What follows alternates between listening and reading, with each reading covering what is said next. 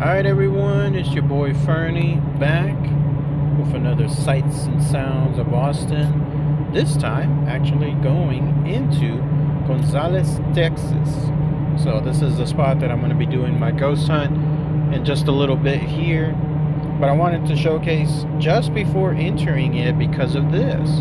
You're going to see it here in just a moment. This is a park that's near Gonzales, Texas, that has a trifecta of stuff that I've talked about on my channel. It supposedly has cryptids and monsters in the form of Bigfoot. It supposedly has aliens and UFOs in the form of UFOs sighted across the area. And then lastly, it has ghosts and spirits because of the various ghosts that haunt this park as well.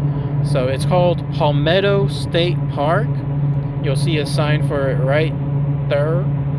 And the entrance is coming up just on the next side. This is a park that is, I don't know how long it's been here, but it's a popular tourist spot. There's the entrance right there. You'll see something that says wildlife viewing area. Yeah, you can actually park over there and then look across the entire park. But yeah, it's a popular tourist spot, especially if you have an RV. Lots of places there to camp for an RV, and then also camp overnight. They have like these little cabins that are there.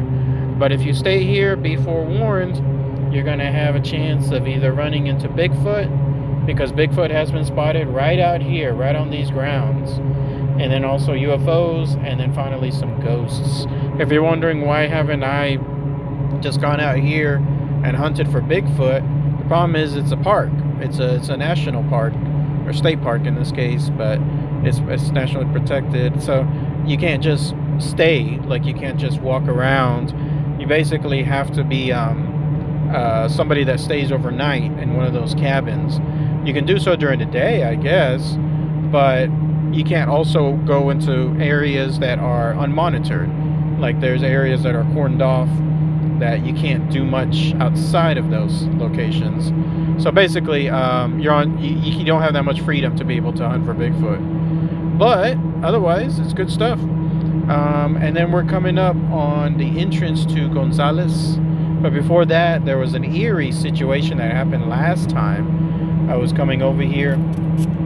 There was a big set of cop cars that were surrounding a location that was a machine shop, if I'm not mistaken. And at that spot, there was the yellow tape that was out as well. There was also what looked like some paramedics there too. And I was literally just coming up on it, like if everyone just arrived maybe 10 minutes before, that type of situation. But the reason for its eeriness is it turned out it was actually owed to a death. Apparently somebody that worked at that machine shop was fired that morning, and they returned a little bit later, gun in hand, and then shot, and I think also killed or severely hurt. I think it was severely hurt the person that fired them. And that's what I heard, because when I was going to the ghost place that I'm doing the hunt at, they told me about it. They said they were listening to it on the radio. And so it was a big set of news that was just happening literally moments as I was arriving. And so you might be able to see it here in just one moment. But that was kind of eerie, because what a crazy way to start off a ghost hunt with a death like that. Somebody getting fired, and then whoever that was coming back and essentially committing that workplace violence. I think that's the term that's called. And I don't know again what happened to the owner or that manager, whoever it was that fired that person. Maybe I'll do a follow-up later on, but we'll see here in just a moment. This other locations over here, these are all rural Texas. This highway, you'll see some cars traveling back and forth. It's mainly because, well, actually this isn't a highway, this is a what's called 183, but I don't know its classification. But anyways, it's one of the main ways to get throughout Texas. So it just happens to be that it passes by Gonzales, Texas. So if you're traveling throughout this southwest area or southeast area, this is where one of the highways you'll see. Oh, look at that, we got some motorcycle gangs right here. Some I didn't get a chance to see what their emblem was. That was a funny story too. One time I was traveling to another ghost hunt, and a big chain of motorcycle bikers passed by. They were the Banditos. I think that was their logo, Banditos. And so they were there just driving by, or whatever they call it whenever you're on a motorcycle. And that was it. So we just saw another one there that was passing by as well. But yeah, this is the main area for a lot of people to pass through southeast Texas. So you're going to see there in Gonzales, Texas, some bunch of shops too that take advantage of it. There was a nice little spot right there, something that showcased windmills that you can place outside of your home.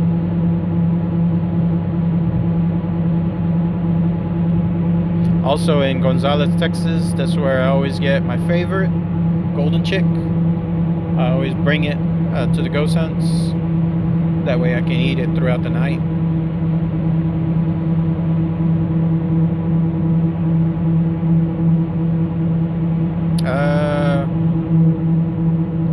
But did we pass it already? I think when I was talking, we might have passed that place that had the death by suicide. Oh wait, I say that because I think what happened with that dude, the one that did that workplace violence, I think he committed suicide as well. So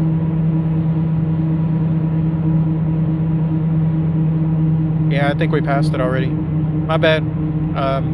So it was somewhere, if you rewind just a little bit, I'll know here when we get across this hill if I did pass it or not.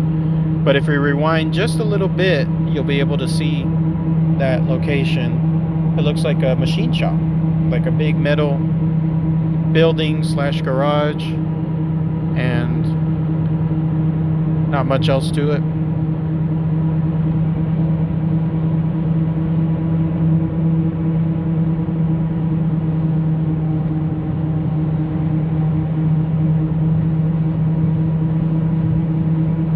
Oh wait, no, here we go.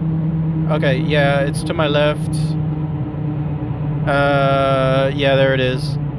If you would have seen it, it was a kind of like a big metal shop, and it had like a tanned, light peach color. That's the place. That's the place that was cordoned off, and there was a lot of cops and so on. It's crazy. You would not expect that to happen in your area, right? But it does. Absolutely does. It can just happen just like that. So we are about 2 minutes away from entering Gonzales, Texas. I'm going to show you all it pretty much all the way up until I get to my golden chick.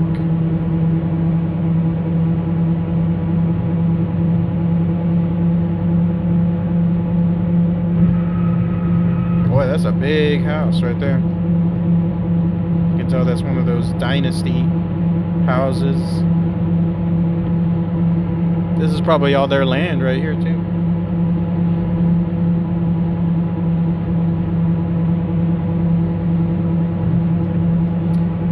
To my left, in about another minute, is the place I'm going to be ghost hunting at. It's called Pioneer Village. You've seen it on the bunch of shorts that I've posted.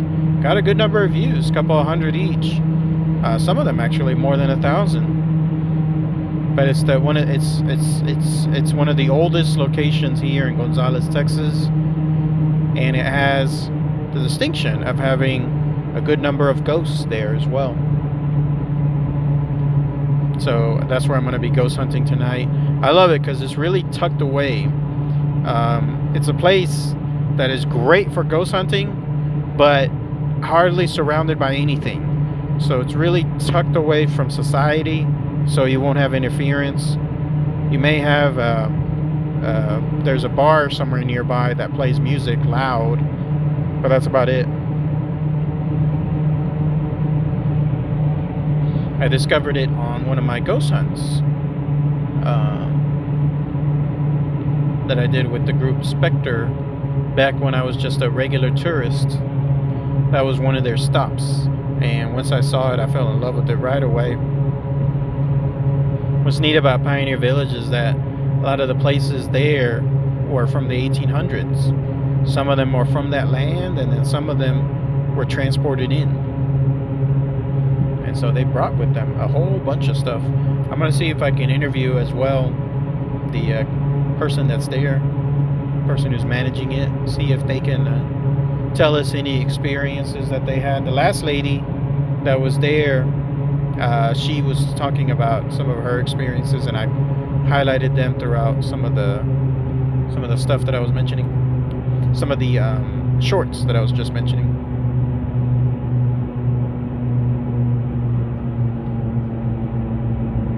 So this is officially Gonzales, Texas, right here. It's a tiny place, almost like blink and you miss, but it's a town. It's got a bunch of homes surrounding the location. It's got a tiny area that you could call it Main Street.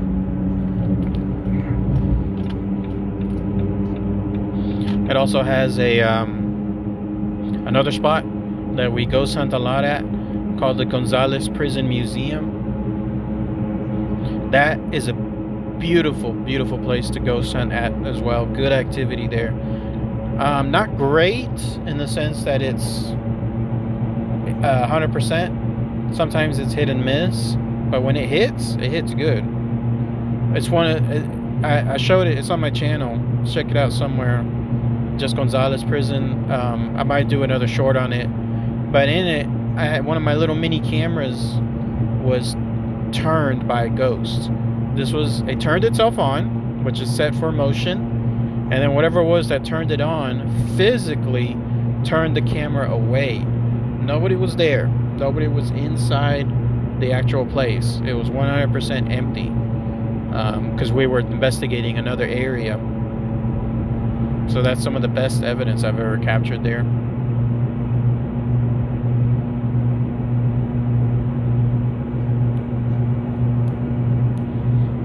I've actually known some people that have moved from Gonzales, Texas to the Austin area, and I'm thinking, why? Like, there's nothing, like, it's infinite times more traffic and a good amount of number of times more expensive in Austin. So why? Like, people are moving away. Oh, look at that. That's new. What are those? Are those for like chicken coops? That's what that looks like. So this is Main Street, like the Main Street area for Gonzales, Texas. This is definitely a throwback. This is how Kyle, Texas used to look like back before everyone moved in.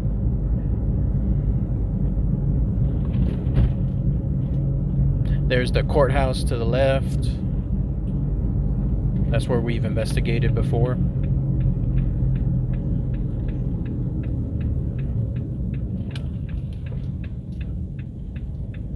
And then there's my beloved golden chick. Alright, everyone, I'm gonna go ahead then. I'll cut it here, and then I shall see you all in a little bit. Otherwise, by the way, I do recommend golden chick. Good stuff. Good chicken strips and some of the best zing seasoning, whatever they call that. Great stuff. Alright, everyone, talk to y'all soon.